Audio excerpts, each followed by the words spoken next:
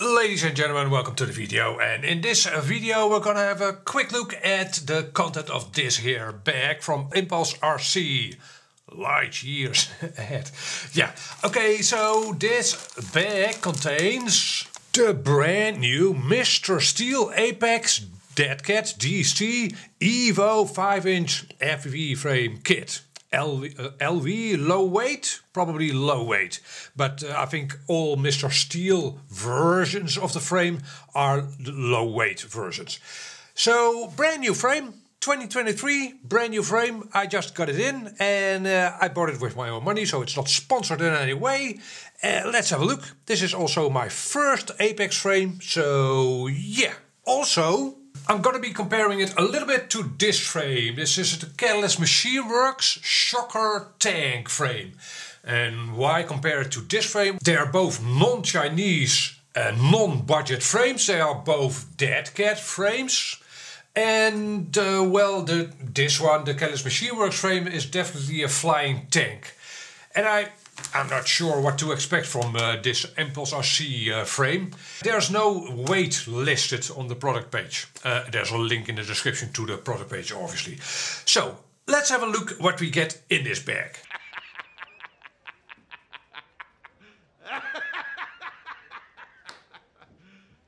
You serious? Here we go. I haven't had a sneak preview of this, so we're gonna discover the content together here. If I can at least open the bag. Alrighty. We have ourselves a lot of stuff. Okay, we've got frame parts, 4 arms, that's nice, 4 arms on the quadcopter. We got one deck, I'm not sure what it is yet, but as you probably know, this frame contains a staggered lower deck, right? A stepped lower deck. And then a one-piece upper deck. So these over here are the 2 lower deck pieces and an upper deck piece. And some kind of, this is probably going to go in between the arms to stiffen things up. We get a decal, no, a warranty card. And, well, isn't this a decal? No, it's nice raised lettering. All right. Okay, we've got bumpers in sand brown coloring, and they obviously come with the Mr. Steel version only. We got an accessory bag with one strap, some foam padding, an XT60 and cord, a general purpose GoPro mount, and the screws are in here, and T antenna mount I see over here. Then we got another bag with parts. Cheeky day. Okay, we've got ourselves a lot of screws. A lot. More than I had anticipated. Okay. We've got risers or standoffs. Aluminium. Yeah, aluminium standoffs in 2 lengths from the looks of it. We've got an FPV antenna mount, TPU printed. We've got an anti-slip. Oh, this is hook and loop. And we probably also have one that's, yeah, we also have a rubberized pad. So this will be a lot lighter. Then a file. So the edges of these arms or all frame parts will probably not be chamfered. And that's not to save costs, well, maybe a little bit, but mostly some people don't like having their arms and such chamfered. But if you do want that chamfered, then you can do that with a file, and you get files in 2 sizes. Well, basically a flat file and a round file for holes. Then this over here, this is a plastic piece, and it's an isolation mat. You'll put that at the back of your frame, probably over here, to isolate your DJI VTX from the frame, from the carbon fiber. So electrically isolate things. Yeah, is that needed? maybe it'll improve things a little bit. Okay, we've got a CNC milled, probably FV camera mount. That's a lot of the costs of the frame will probably be in this mount. Even though I must say that these frames aren't as expensive as they used to be. These Impulse RC frames. They're affordable, let's say. Well, they're not cheap, but again, affordable. Okay, we've got some wire protectors. So these are plastic pieces that'll go over the wires of your motors to protect them. I'm not completely sure whether I'll use them yet. Then we've got rubber. I'm not sure what this is meant to be for.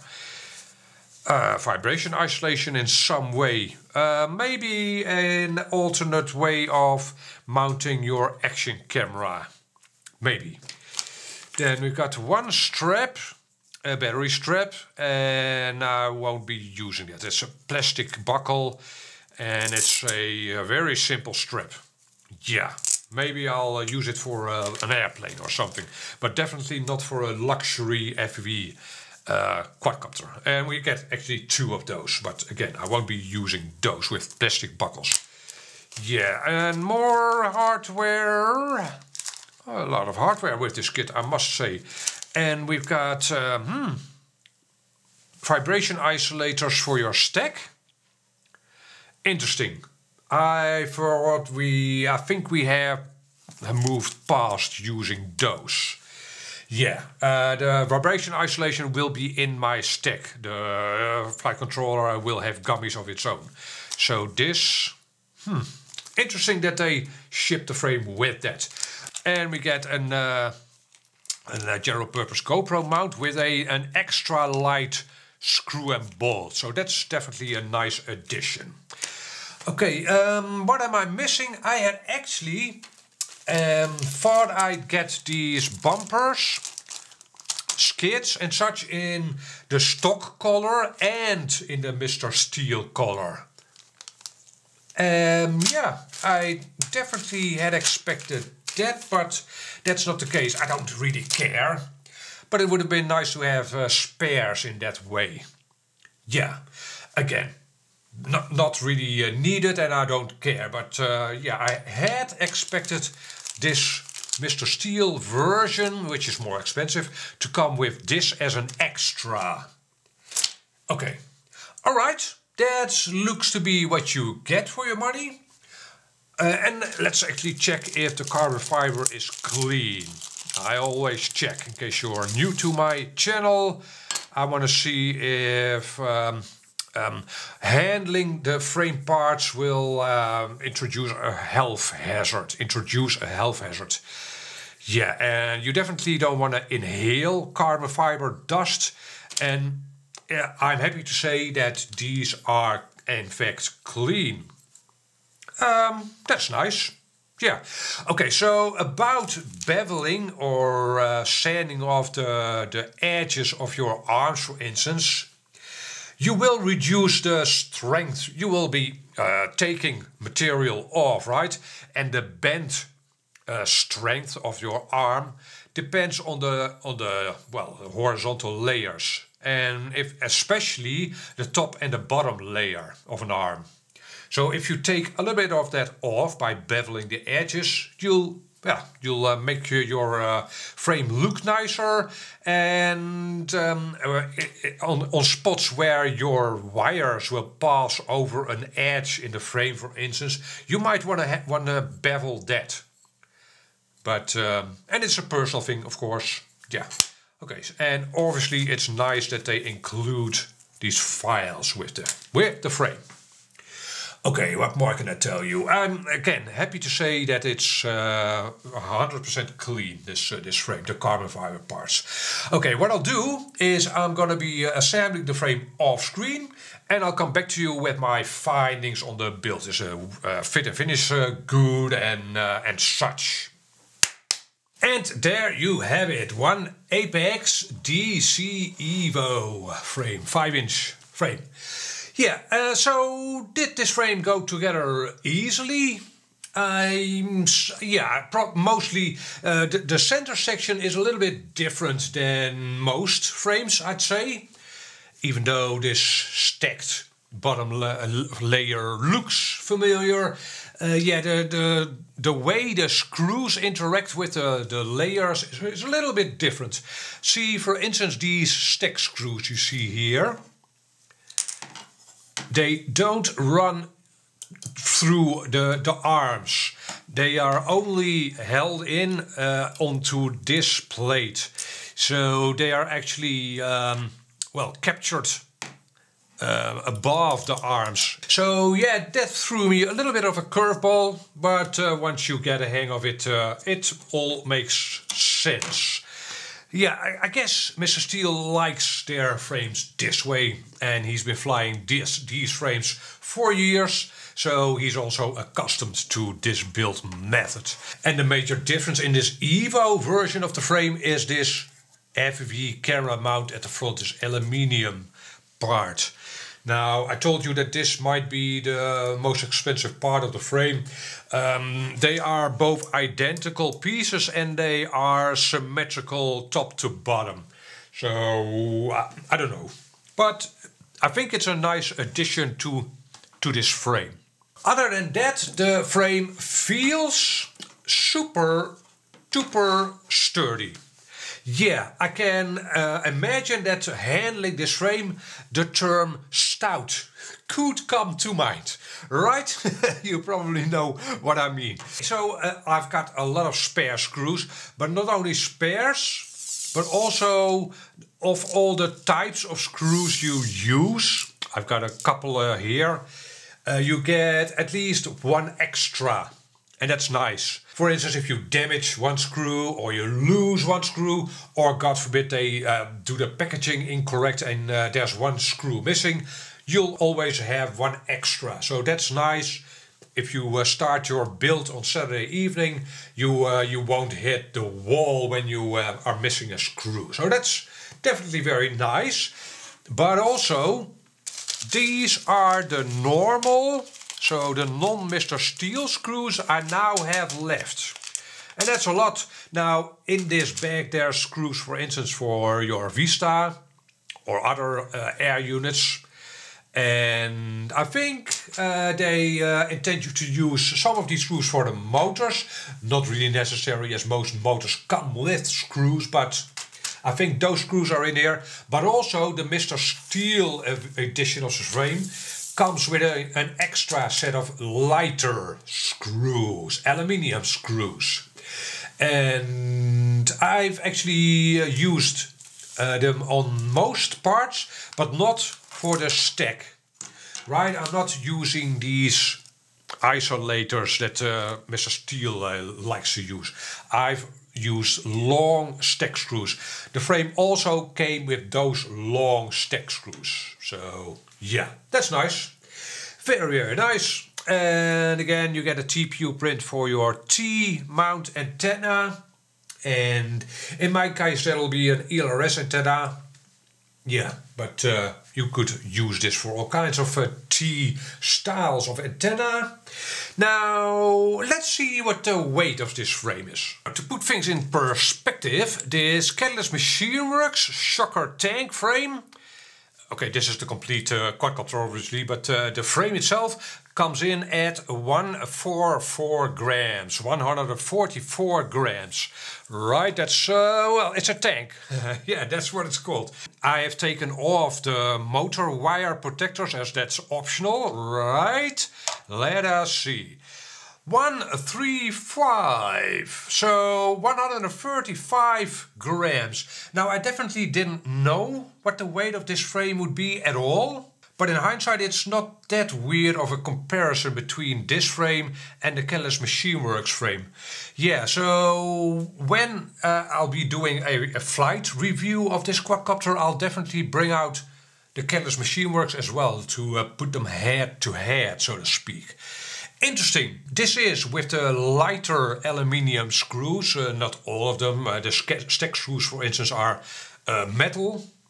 but where I could, I used the lighter aluminium screws, and with that, this is not a light frame at all. It's 10 grams, approximately 10 grams lighter than the Kellett Machine Works, and it doesn't feel flimsier or anything.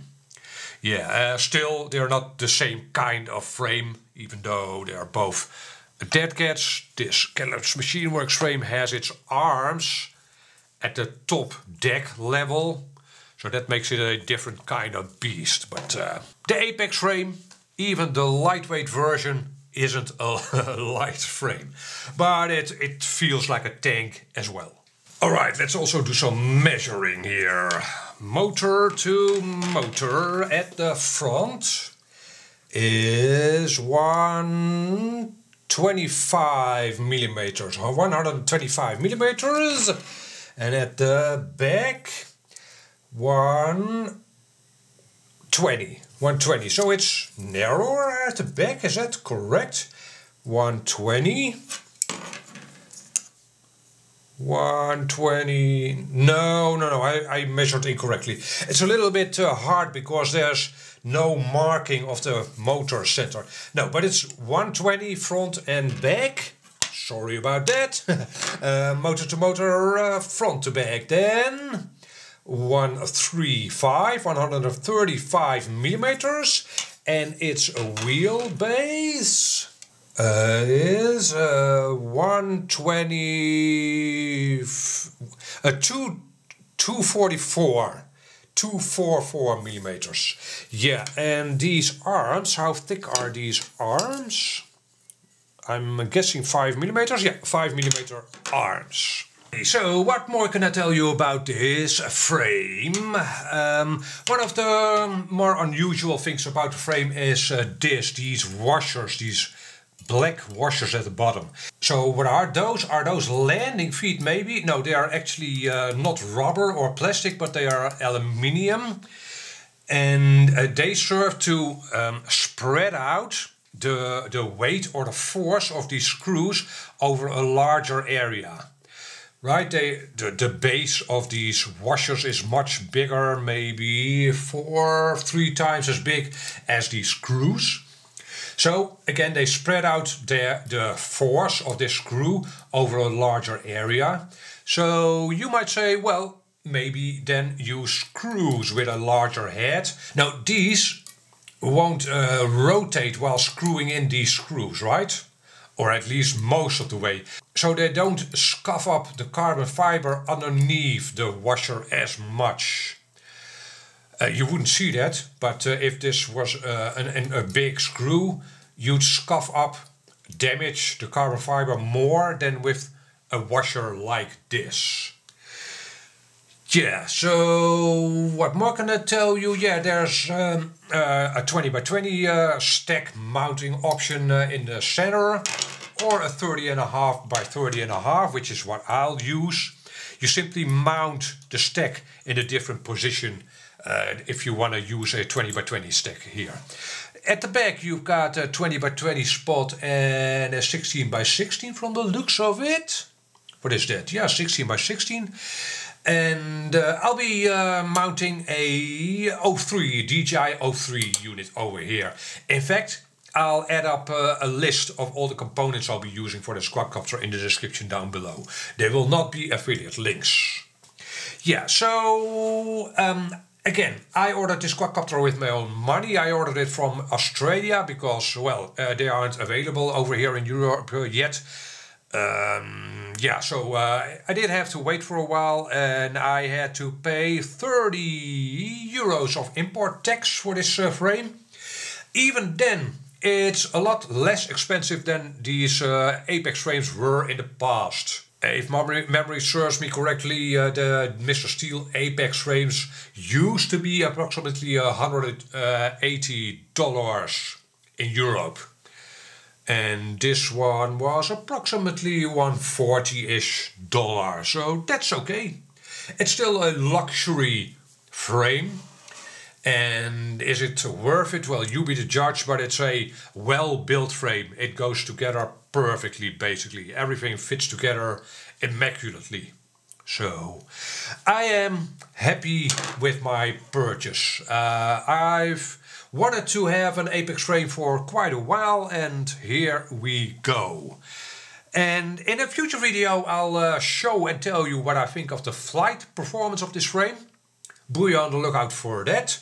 If you have experience with this frame, this version, or the previous versions of the Apex, let me know in the comment section below what you think of them. Are they worth their price, or, well, would you rather have bought something else? For now, I want to thank you for watching.